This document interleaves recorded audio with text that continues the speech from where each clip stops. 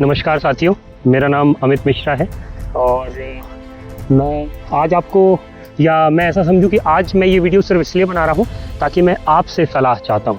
मैं ये समझना चाहता हूँ कि मैं ऐसा कौन सा तरीका अपनाऊँ जिससे आप सभी को ये समझ में आए कि तालाब बनाना या रिचार्ज करना, बारिश के पानी को आपका जो बोरवेल है उसके अंदर वापस डालना, इस तरीके को मैं आप तक कैसे समझाऊँ, कैसे लेकर आऊँ।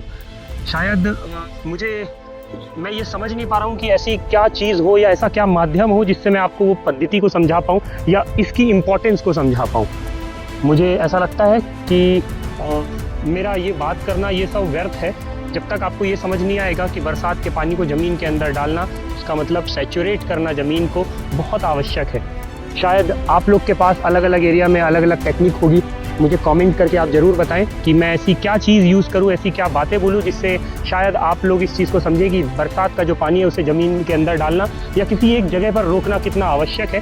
क्योंकि जिस जगह पर आपने देखा होगा आसपास में कहीं तालाब होगा या आसपास में कहीं नदी होगी, वहाँ पर पानी हमेशा चलता रहता है। शायद हमें ये चीज़ समझना चाहिए कि यहाँ कहीं पे अगर नदी है, कहीं पे तालाब है, उस जगह पर बोरवेल क्यों चलता है, तो उसका विशेष कारण है कि वहाँ पे वाटर लेवल बना हुआ है। वाटर लेवल कैसे बनता है? जब सालों तक, ये नहीं कि आज हमने रिचार्ज किया और ऐसे काम हो गया, सालों तक उसी जगह पर इकट्ठा पानी होता रहता है, रिचार्ज होता रहता है, तब जाकर कुछ सालों के बाद उधर एक नया बदलाव होता है जहाँ पर पानी बढ़ जाता है या मिलने लग जाता है। अक्सर आप सभी ने देखा होगा, अगर आसपास में कहीं हम ये समझें कि पानी नहीं है और उस जगह से अगर नहर निकल जाती है, तो आपने देखा होगा कि नहर के आसपास की जो जगह है वो अपने आप फलने फूलने लगती है और वहाँ पर पानी अपने आप बढ़ने लग जाता है, वाटर लेवल जो है वो बढ़ने लग जाता है। ये भी एक बहुत बड़ा एग्जाम्पल है जिससे हम समझ सकते हैं कि जो बारिश का पानी है या नदी तालाब बनाने की जो प्रक्रिया है वो कितनी आवश्यक है हमारे इस जीवन में, इस नए दौर में जहाँ पर हमें पानी का बहुत उपयोग है, हम पानी को पॉल्यूट कर रहे हैं। तो फिल्टर करके नीचे ज़मीन के अंदर डालना, या ऐसा समझिए कि आप अगर इतना बड़ा आपका खेत है तो इस खेत के एक छोटे से पोर्शन को तालाब में कन्वर्ट करें और वहाँ पे पानी को रोकें, बरसात के पानी को, ताकि जो वाटर लेवल है वहाँ जाकर नीचे धीरे धीरे पानी जो है वो पानी के स्रोत बढ़े। रही बात इस चीज़ की, मैं एक छोटी सी कहानी आपको बताता हूँ। आपके इन वीडियो के माध्यम से जो लोग आप हमें प्यार करते हैं और आप जो हमें बुलाते हैं अलग अलग जगह पर, ऐसे ही हमें एक मौका मिला हरियाणा नारनौल जाने का। नारनौल के पास में एक गाँव था जहाँ पर हमने जाँच की और जांच करने के दौरान मुझे समझ में आया उस जगह पर चौवा बोलते हैं, पानी जहाँ पानी का जो सोर्स मिलता है उसे चौवा बोलते हैं। तो और लोगों का ये कहना था कि वहाँ पे जो पानी है वो 50-60 फीट 70 फीट के बाद खारा लग जाता है, लेकिन जो मीठा पानी है वो मीठा पानी 30-40 फीट के करीब है, उसके नीचे मीठा पानी नहीं है।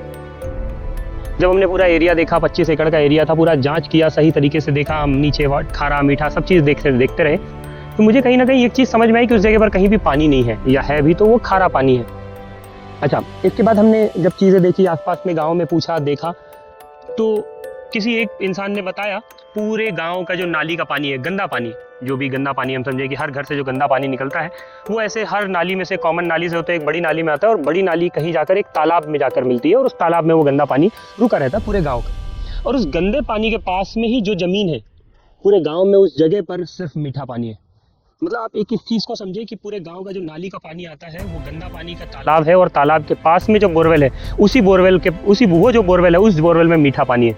कारण आप समझिए, जो घर का गंदा पानी है अगर वो तालाब में रहकर और धीरे धीरे नीचे फिल्टर होकर जब नीचे जाता है, जब वो पानी साफ होकर मीठा पानी बन सकता है, तो जो बरसात का साफ पानी है, मैं तो डायरेक्ट उस पानी को नीचे डालने को बोल रहा हूँ। कितना फर्क पड़ेगा उन चीज़ों से?